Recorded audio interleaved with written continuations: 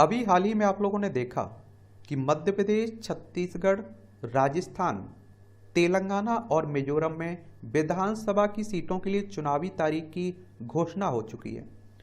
तो आज की इस क्लास में हम लोग इन राज्यों के बारे में बात कर लेंगे, जान लेंगे इनके बारे में, और इन विधानसभा के चुनाव के बारे में भी बात कर लेंगे। और इन्हें आप देखिए चुनाव आयोग करवाता है, इलेक्शन कमीशन ऑफ इंडिया करवाता है।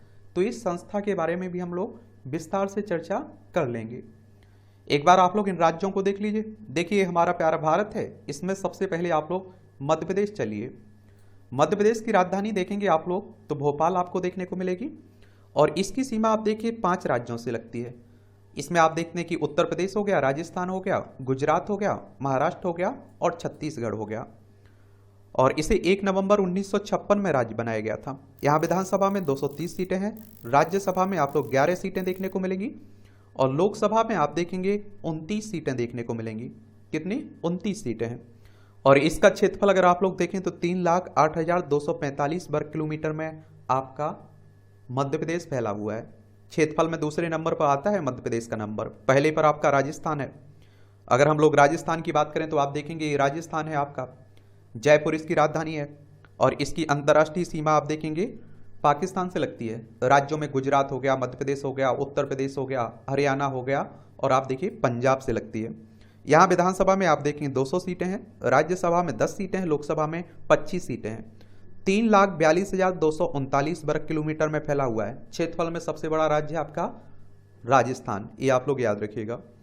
अगर हम लोग छत्तीसगढ़ चलें, छत्तीसगढ़ को आपको मालूम होगा कि मध्य प्रदेश से अलग करके बनाया गया था ये 1 नवंबर सन 2000 में। और आप देखिए इसकी राजधानी रायपुर है। इसकी सीमा मध्य प्रदेश से लगती है, महाराष्ट्र से लगती है, तेलंगाना से लगती है, आंध्र प्रदेश से लगती है, उड़ीसा से लगती है, झारखंड से लगती है, और उत्तर प्रदेश से लगती है। किससे लगती है? उत्तर प्रदेश से लगती है।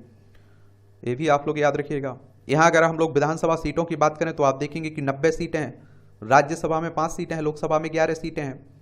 1,35,192 वर्ग किलोमीटर में आपका फैला हुआ है क्या? छत्तीसगढ़। फिर चलते हैं तेलंगाना, और तेलंगाना को आपको मालूम होगा कि आंध्र प्रदेश से अलग करके बनाया गया था इसे। हैदराबाद इसकी राजधानी, इसकी सीमा छत्तीसगढ़, महाराष्ट्र, कर्नाटक और आंध्र प्रदेश से लगती है। ये भी आपको मालूम होना चाहिए। 2 जून 2014 में इसे राज्य बनाया गया था। और यहाँ आप देखें तो विधानसभा में 119 सीटें हैं, विधान परिषद भी है जिसमें 40 सीटें हैं, राज्यसभा में 7 सीटें हैं, लोकसभा में 17 सीटें हैं। 1,12,077 वर्ग किलोमीटर में आपका तेलंगाना फैला हुआ है। ये भी आप लोग याद रखिएगा। अब चलते हैं हम लोग मिजोरम। कहाँ? मिजोरम। तो मिजोरम आप लोगों को देखने को मिलेगा, ये है मिजोरम। आइजोल इसकी राजधानी है। इसकी सीमा आप देखिए त्रिपुरा से लगती है, असम से लगती है और मणिपुर से लगती है। और आप देखिए अंतर्राष्ट्रीय सीमा इसकी बांग्लादेश से लगती है और म्यांमार से लगती है। किससे लगती है? ये बांग्लादेश, और आप देखेंगे ये म्यांमार आपको देखने को मिलेगा। यहाँ अगर आप देखेंगे विधानसभा सीटों की हम लोग बात करें, क्योंकि यहाँ भी चुनाव होना है आपके। क्या होना है? चुनाव होना है ना यहाँ। तो आप देखेंगे विधानसभा में यहाँ आपको 40 सीटें देखने को मिलेंगी, राज्यसभा में 1 सीट है, लोकसभा में 1 सीट है, और 21,081 वर्ग किलोमीटर में फैला हुआ है ये आपका। ये भी आप लोग याद रखिएगा इसमें। अब चलते हैं हम लोग अपने टॉपिक पर।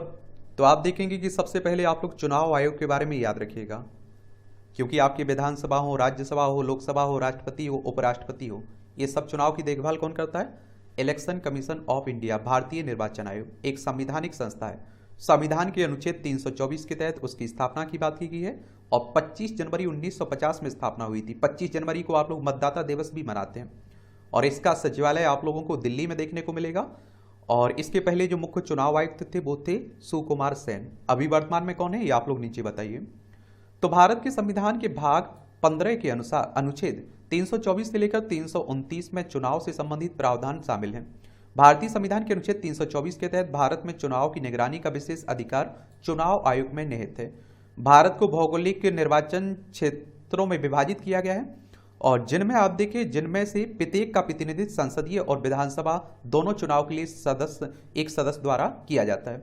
मतदान की उम्र का कोई भी भारतीय नागरिक मतदाता के रूप में पंजीकरण कर सकता है। गैर निवास, मानसिक अस्वस्थ, आपराधिक गतिविधि या भ्रष्ट आचरण जैसे कारणों से अयोग्य समझे गए व्यक्तियों को छोड़कर। देखिए एक बात आप लोगों को बता देता हूं, अगर आपको विधानसभा का चुनाव लड़ना है, आपको लोकसभा का चुनाव लड़ना है, तो कम से कम आपकी उम्र 25 साल होनी चाहिए। अधिकतम उम्र की कोई सीमा नहीं रखी गई है। और आप देखते हैं कि इनका चुनाव किनके द्वारा होता है? मतदाताओं के, डायरेक्ट जनता के द्वारा। अगर आपकी उम्र 18 साल हो चुकी है तो वोटर सूची में आपका नाम जुड़ चुका होगा, आप लोग वोट डालने भी जाते होंगे। संसद के पास मतदाता सूची के निर्माण, निर्वाचन क्षेत्र के परिसीमन और संबंधित प्रक्रियाओं को नियंत्रित करने वाले कानून को पारित करने का अधिकार है। किसे? संसद को। संविधान न्यायपालिका को चुनावी प्रक्रियाओं में हस्तक्षेप करने से रोकता है और निर्वाचन क्षेत्र परिसीमन या सीट आवंटन से संबंधित कानूनों को चुनौतियों से बचाता है।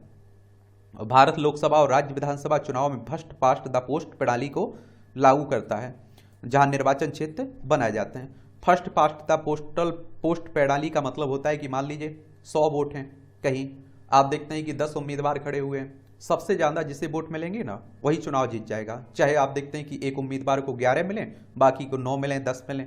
समझ रहे हैं आप लोग? आधे का मतलब नहीं है कि आप देखते हैं कि यहाँ 100 में से 51 वोट मिलना चाहिए तभी वो विजय घोषित होगा। जिससे सबसे ज़्यादा वोट मिलेंगे वही चुनाव जीत जाएगा। मतदान की प्रणाली की बात करें तो सार्वभौमिक वयस्क, ये आप देखते हैं कि 18 वर्ष या फिर उससे अधिक आयु के नागरिक मताधिकार लोकतंत्र की आधारशिला है और जो सभी के लिए समान मतदान अधिकार सुनिश्चित करता है। यानी कि सबके लिए आप देखते हैं कि आपके वोट की कीमत वही है जो मुकेश अंबानी की है, किसी से कोई भेदभाव नहीं किया गया। इलेक्टोरल रोल, जिसे मतदाता सूची के रूप में भी जाना जाता है, जाति, धर्म, लिंग, शिक्षा या सामाजिक आर्थिक स्थिति जैसे कारकों के बावजूद सभी योग्य मतदाताओं को शामिल करने के लिए संकलित की जाती है। चुनाव से पहले नागरिक मतदाता सूची में अपने विवरण की समीक्षा और सुधार कर सकते हैं और जिससे उन्हें वोट देने का अधिकार सुनिश्चित हो सके। चुनाव के दिन नागरिक प्रतिनिधियों को चुनने में समान भागीदारी सुनिश्चित करते हुए इस सूची के आधार पर अपना वोट डालते हैं। सरकार नियमित रूप से मतदाता सूची को अद्यतन करती है, पात्र मतदाताओं को जोड़ती है, जो नहीं है उनकी जिनकी मृत्यु हो गई है उन्हें हटा दिया जाता है। सटीकता और समावेशिता बनाए रखने के लिए प्रत्येक 5 साल में मतदाता सूची का व्यापक पुनरीक्षण भी किया जाता है।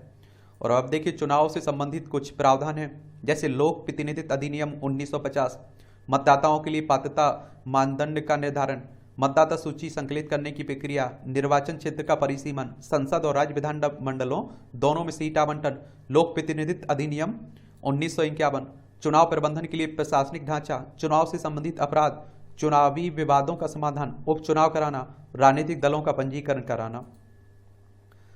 चुनाव कार्यतंत्र, तो आप देखिए भारत में चुनाव की देखरेख एक शक्तिशाली और स्वतंत्र संस्था द्वारा की जाती है, जिसे आप लोग क्या कहते हैं? भारतीय निर्वाचन आयोग कहते हैं। क्या कहते हैं? भारतीय निर्वाचन आयोग कहते हैं। चुनाव आयोग संवैधानिक निकाय है जिसे सर्वोच्च न्यायालय के न्यायाधीशों के समान स्वायत्ता भी प्राप्त है। मुख्य चुनाव आयुक्त की नियुक्ति राष्ट्रपति द्वारा की जाती है, लेकिन नियुक्ति के बाद वह राष्ट्रपति या सरकार के प्रति जवाबदेह नहीं होता है। कई बार वन लाइनर में क्वेश्चन आपसे पूछ लेता है कि चुनाव आयुक्त की नियुक्ति कौन करता है, तो राष्ट्रपति साहब करते हैं। चुनाव आयोग को सरकार या सत्तारूढ़ दल के प्रभाव के बिना स्वतंत्र और निष्पक्ष चुनाव सुनिश्चित करने के लिए महत्वपूर्ण शक्तियां प्रदान की जाती हैं। मुख्य निर्वाचन अधिकारी को चुनाव आयोग द्वारा नामित किया जाता है। वह किसी राज्य या केंद्र शासित प्रदेश के भीतर विधानसभा और संसद चुनाव के लिए चुनाव संबंधी कार्यों की निगरानी करता है। जिला निर्वाचन अधिकारी मुख्य निर्वाचन अधिकारी के समग्र नियंत्रण के तहत एक जिले में चुनाव गतिविधियों की देखरेख करते हैं। रिटर्निंग ऑफिसर संसदीय या फिर आप देखिए विधानसभा क्षेत्रों में चुनाव कराने के लिए जिम्मेदार होते हैं। और निर्वाचक पंजीकरण अधिकारी निर्वाचित क्षेत्रों के लिए मतदाता सूची तैयार करते हैं। चुनाव के दौरान पीठासीन अधिकारी मतदान अधिकारियों की सहायता से मतदान केंद्रों का प्रबंधन करते हैं। और वैधानिक प्राधिकार के तहत चुनाव आयोग द्वारा नियुक्त पर्यवेक्षक संसदीय और विधानसभा निर्वाचन क्षेत्रों से निगरानी करते हैं और सीधे आयोग को रिपोर्ट करते हैं। तो इस तरह से आप देखेंगे ये कहानी है आपकी चुनाव आयोग के बारे में और इन राज्यों के बारे में। कोई आपका सवाल हो या सुझाव हो तो आप लोग जरूर नीचे बता सकते हैं।